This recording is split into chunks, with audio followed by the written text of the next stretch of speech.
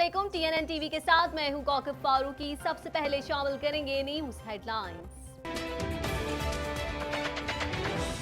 पाकिस्तान ने FATF की black list में नाम डालने की भारतीय कोशिश नाकाम बना दी।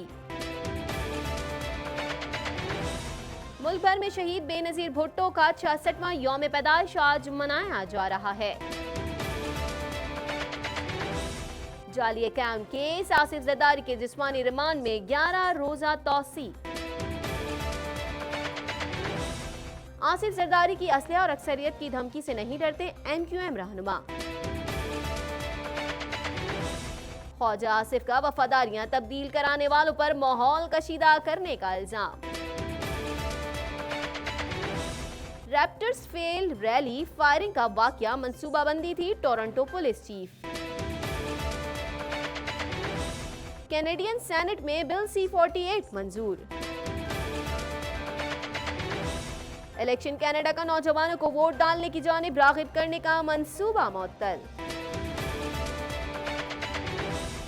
ओंटारियो में फोर्ड की हुकूमत को 1 साल मुकम्मल, वजारतों में अहम तब्दीलियां। ट्रंप ने ईरान पर फौजी हमले का हुक्म देने के बाद वापस ले लिया अमरीकी अखबार। बर्नी सैंडर्स की ट्रंप पर तनकीद। ईरान ने आबनाए हम्स को बंद किया तो उसे सख्त रद्द अमल का सामना करना पड़ेगा, सऊदी वजीर खारजा। हेडलाइंस आपने जानी, खबरों की तफसील शामिल करेंगे इस ब्रेक के बाद।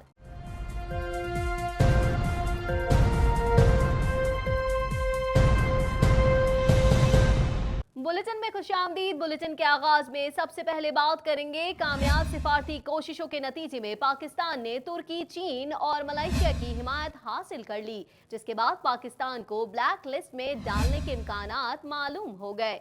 मजीद जानते हैं इस रिपोर्ट में। पाकिस्तान ने फाइनेंशियल एक्शन टास्क फोर्स की ब्लैक लिस्ट से बचने के लिए 3 अहम ममालिक का ताउन हासिल कर लिया। मीडिया रिपोर्ट्स के मुताबिक कामयाब सिफारती कोशिशों के नतीजे में पाकिस्तान ने तुर्की, चीन और मलेशिया की हिमायत हासिल कर ली, जिसके बाद पाकिस्तान को ब्लैक लिस्ट में डालने के इम्कानात मालूम हो गए। फाइनेंशियल एक्शन टास्क फोर्स की जानिब से पाकिस्तान को ब्लैक लिस्ट में डालने या ना डालने से मुतालिक हतमी ऐलान अक्टूबर में किया जाएगा। याद रहे कि 36 ममालिक पर मुश्तमिल FATF के चार्टर के मुताबिक किसी भी मुल्क का नाम ब्लैक लिस्ट में न डालने के लिए 3 ममालिक की हिमायत लाजिम है। फाइनेंशियल एक्शन टास्क फोर्स के अरकान की तादाद 36 है, जिसमें अमरीका, बरतानिया, चीन, भारत और तुर्की समेत 25 ममालिक, खलीज ताउन कौंसिल और यूरोपीय कमीशन शामिल हैं। तंजीम की बुनियादी जिम्मेदारियाँ आलमी सतह पर मनी लॉन्ड्रिंग और दहशतगर्दों की माली मावनत रोकने के लिए इकदाम करना है। आलमी वॉच लिस्ट में पाकिस्तान का नाम शामिल होने से उसे आलमी इमदाद, कर्ज़ों और सरमायाकारी की सख्त निगरानी से गुजरना होगा, जिससे बैरूनी सरमायाकारी मुतासिर होगी और मुल्की मईशत पर मनफी असरात मुरतब होंगे।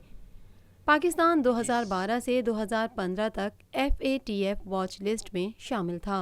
आलम इस्लाम की पहली खातून वजीर आजम शहीद बेनजीर भुट्टो का आज 66वां यौम पैदाइश मनाया जा रहा है। पाकिस्तानी तारीख में बेनजीर भुट्टो की सियासी जिद्दोजहद काबिल तहसीन है। आमरीत के खिलाफ जिद्दोजहद में उन्होंने अपनी जान की परवाह किए बगैर जमहूरियत के परचम को सरबलंद रखा। मजीद जानते हैं इस रिपोर्ट में।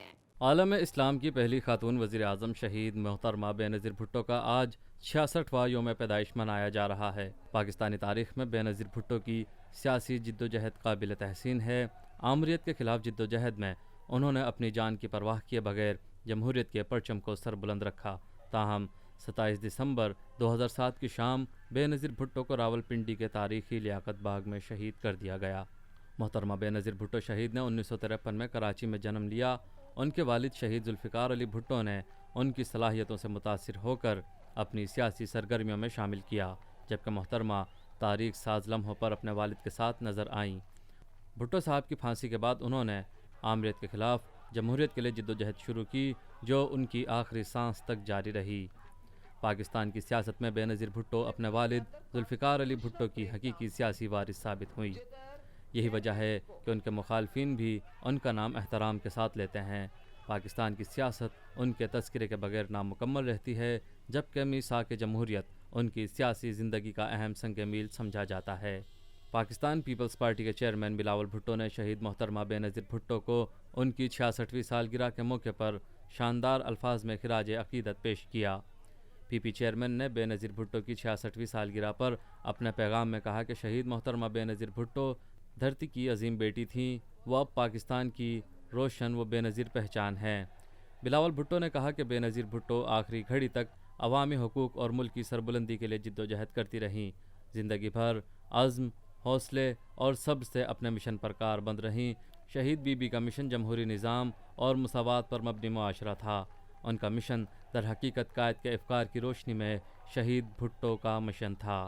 कुछ बात करेंगे साबिक सदर आसिफ अली जरदारी का जाली बैंक अकाउंट केस में लिया गया 11 रोजा जिस्मानी रिमांड मुकम्मल हो गया। साबिक सदर को नैब टीम ने आज एहतसाब अदालत पेश किया और मजीद 11 रोजा रिमांड की इस्तदा की, जिसे अदालत ने मंजूर कर लिया। मजीद जानेंगे इस रिपोर्ट में।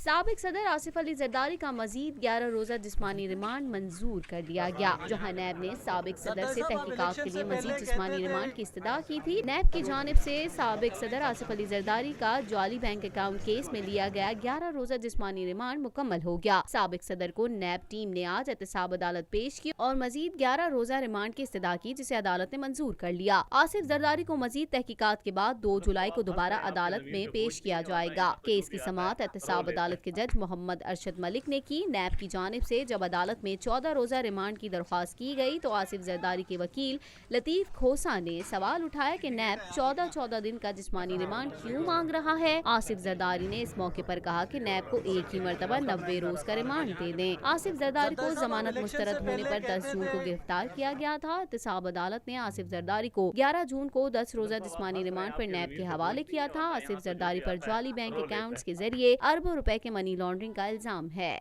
मुत्तहदा कौमी मूवमेंट MQM पाकिस्तान के रहनुमा उस्सामा कादरी ने कहा है कि आसिफ जरदारी की असलहा और अक्सरियत की धमकी से नहीं डरते। मजीद अहवाल जानेंगे इस रिपोर्ट में। मुत्तहदा कौमी मूवमेंट पाकिस्तान के रहनुमा उस्सामा कादरी ने कहा कि आसिफ अली जरदारी की असलहा और अक्सरियत की धमकी से नहीं डरते।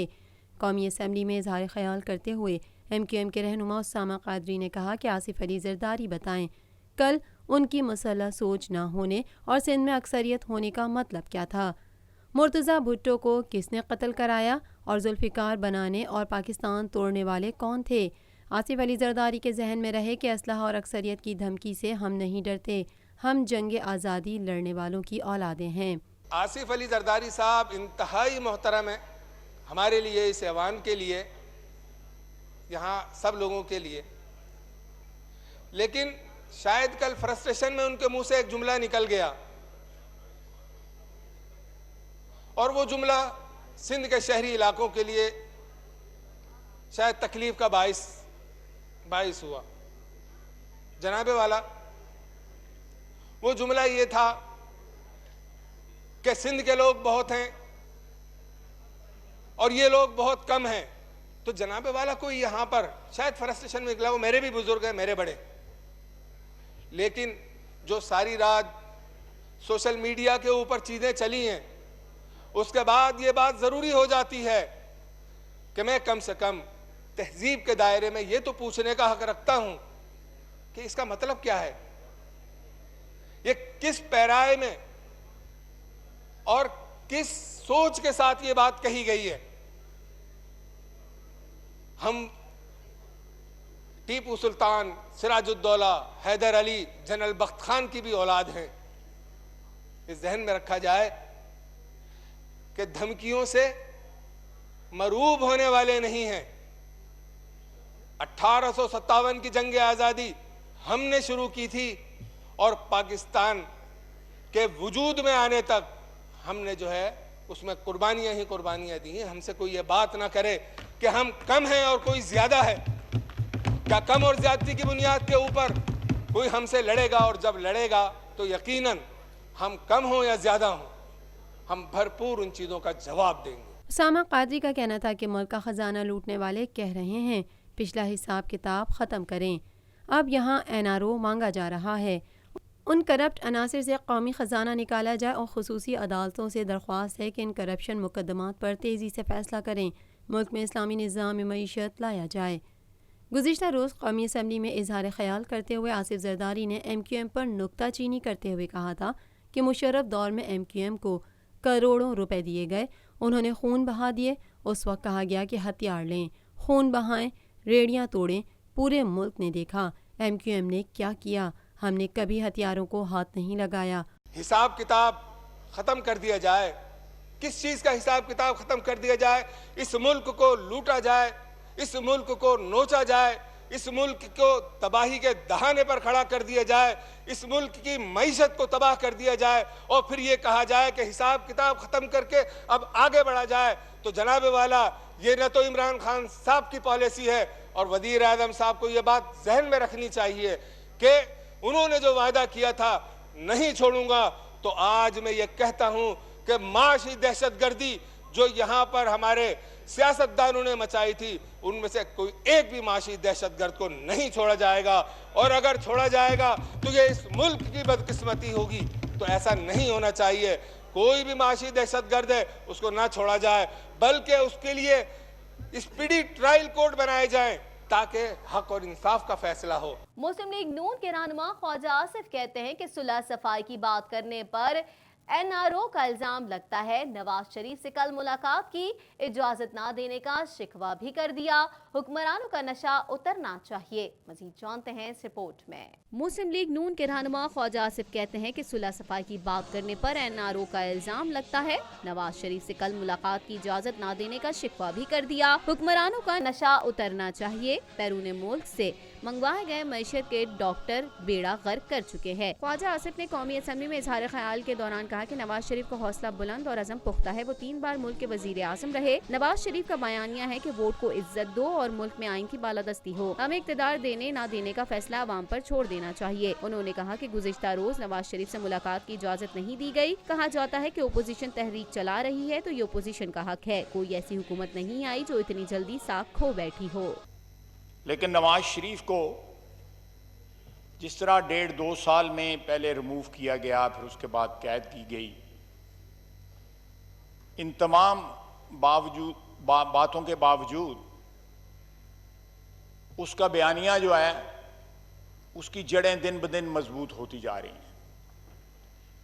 उसका बयानिया क्या है कि वोट को इज्जत दो, और उसका मतलब यह है कि पाकिस्तान के आइन की बालादस्ती जो है या उसका तकद्दस जो है, जो हुर्मत जो है, उसकी हिफाजत की जाए। मजीद खबरें भी बुलेटिन का हिस्सा होंगी मगर इस ब्रेक के बाद।